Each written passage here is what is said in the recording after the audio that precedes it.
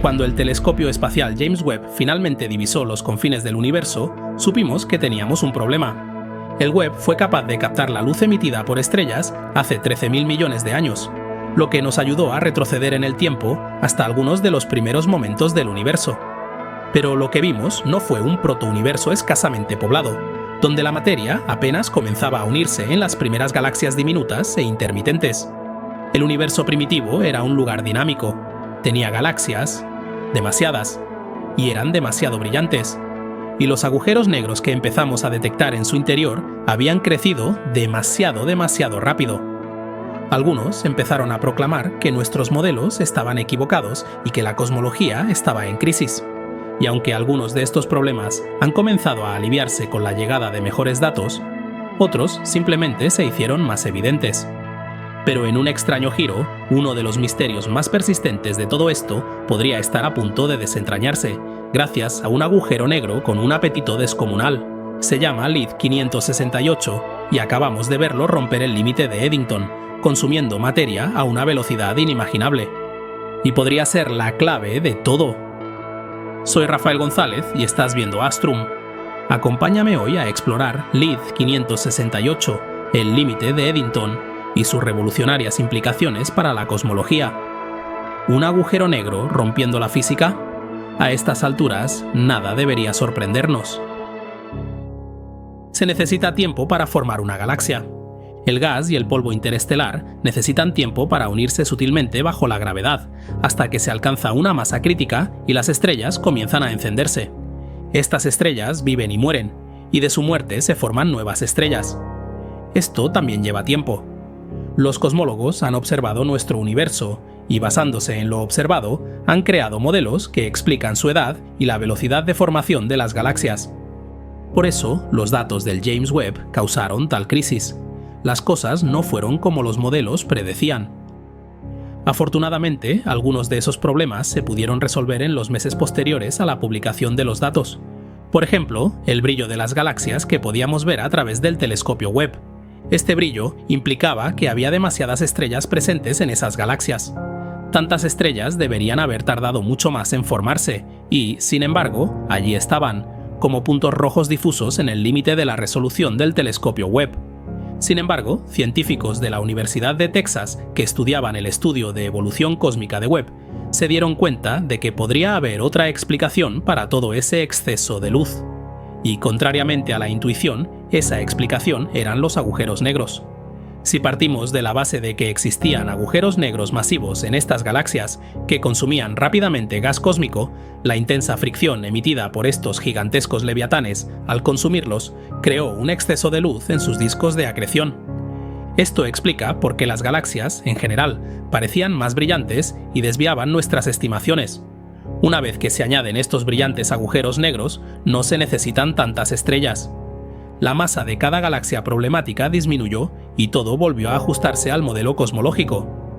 Problema resuelto. Esto reforzó la importancia de los agujeros negros para nuestra comprensión del universo primitivo, lo cual era en sí mismo un problema, ya que los propios agujeros negros también desbarataban nuestros modelos. En particular, los cosmólogos se enfrentaron a la espinosa cuestión de cómo se habían formado. Para los agujeros negros pequeños, conocidos como agujeros negros estelares, no hubo problema. Los agujeros negros estelares tienen masas de entre unas pocas y cientos de veces la de nuestro Sol, y comprendemos perfectamente cómo se forman. Son los remanentes colapsados de una estrella suficientemente masiva, y habría habido tiempo para que tales agujeros negros se formaran en el universo primitivo. Pero los científicos tenían dificultades con los agujeros negros supermasivos, con masas de decenas de miles a miles de millones de veces la de nuestro Sol, que tienden a acechar en el punto central de las galaxias. Y debido al llamado límite de Eddington, simplemente no debería haber habido tiempo para que este tipo de agujeros negros se formaran donde y cuando Webb los vio. Y sin embargo, allí estaban, y eran numerosos. Los agujeros negros estelares pueden crecer con el tiempo, siempre que se les inyecte más masa. Pero, ¿a qué velocidad?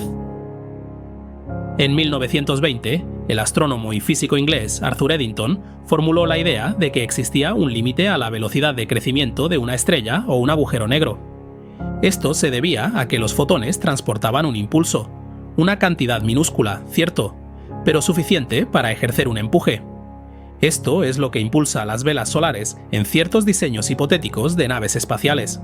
Ese minúsculo impulso impartido por los fotones. Para que la masa entre en una estrella, esta debe oponerse a un flujo constante de fotones que irradian hacia el exterior. Y a cierto nivel de brillo, ni siquiera la gravedad es lo suficientemente fuerte como para oponerse al flujo. Esto se denomina límite de Eddington, y las estrellas que rozan este límite, como las estrellas Wolf-Rayet, estrellas brillantes 20 veces más masivas que el Sol, que emanan potentes vientos estelares, están a un paso de estallar. En el caso de los agujeros negros, se podría pensar que esto no sería un problema tan grave. ¿Acaso no es su objetivo principal no irradiar luz? Pero sus discos de acreción son otra historia.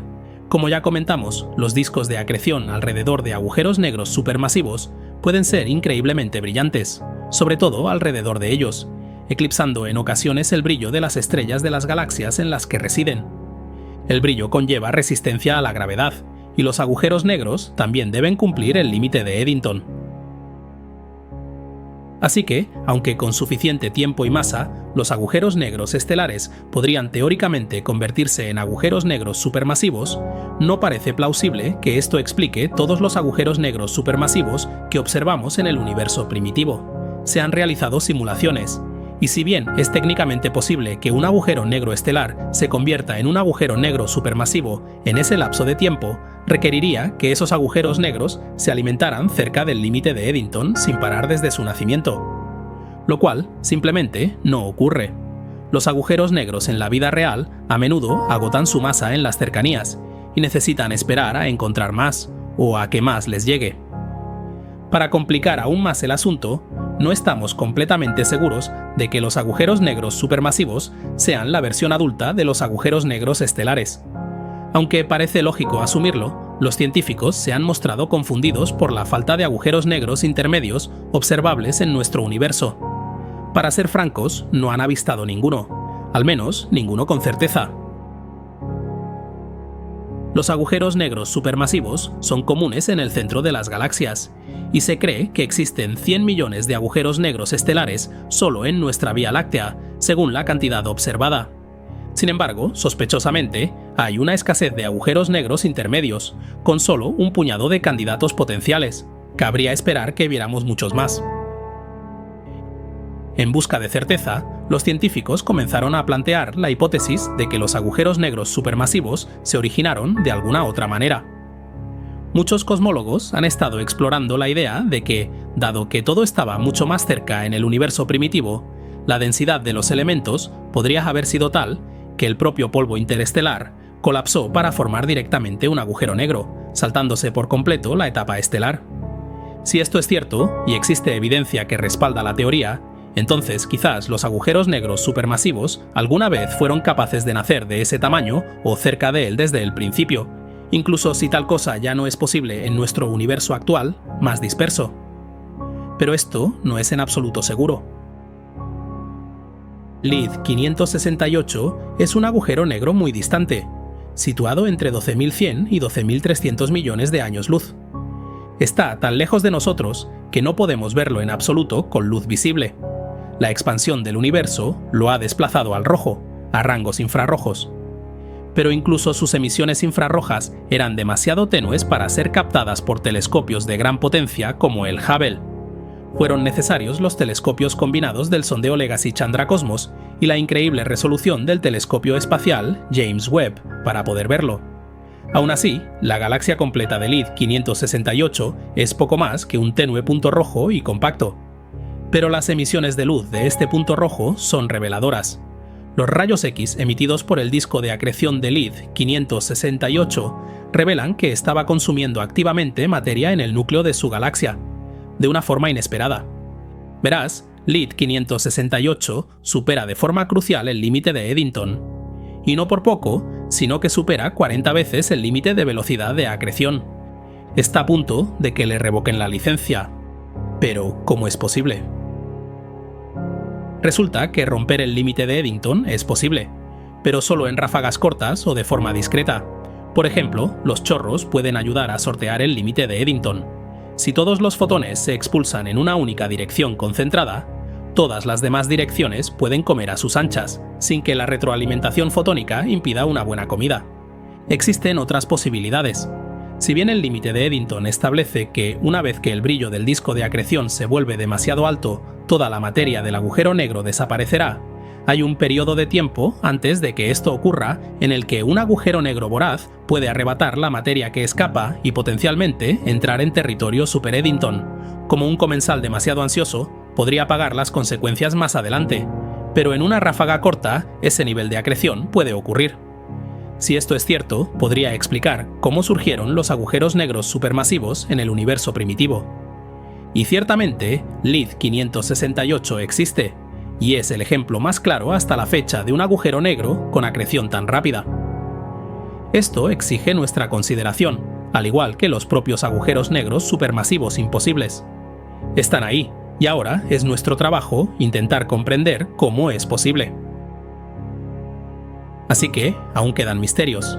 Si LID 568 está acrecentando materia más allá del límite de Eddington, demuestra que tal cosa es posible. Pero, ¿qué hay de las otras cosas extrañas que observó el James Webb?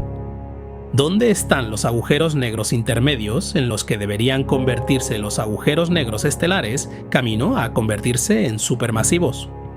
¿Por qué hay tantas galaxias en el universo primitivo, más de las que nuestros modelos deberían permitir?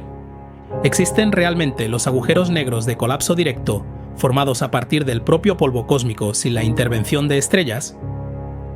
Nuestros modelos podrían estar en el camino correcto, pero algo falta o está incompleto. Los agujeros negros ejercen una influencia fenomenal en nuestro universo, y hay secretos que los rodean que guardan celosamente. A pesar de la potencia del James Webb, no nos ha permitido descifrar este misterio. Todavía no. Pero entonces, quizás deberíamos ir con calma. Gracias a nuestros telescopios, hemos visto miles de millones de billones de estrellas. Eso es una gran cantidad de datos. Si se acumula demasiada información de golpe, podría resultar difícil absorberla toda. Eso dice Eddington, y su regla es que nunca se debe romper, excepto, por supuesto, cuando sí se rompe. Un fuerte abrazo a los mecenas que me apoyan en mi misión de divulgar la ciencia. Suscríbete y deja un me gusta para apoyar el canal. Gracias por tu visita y nos vemos en el futuro.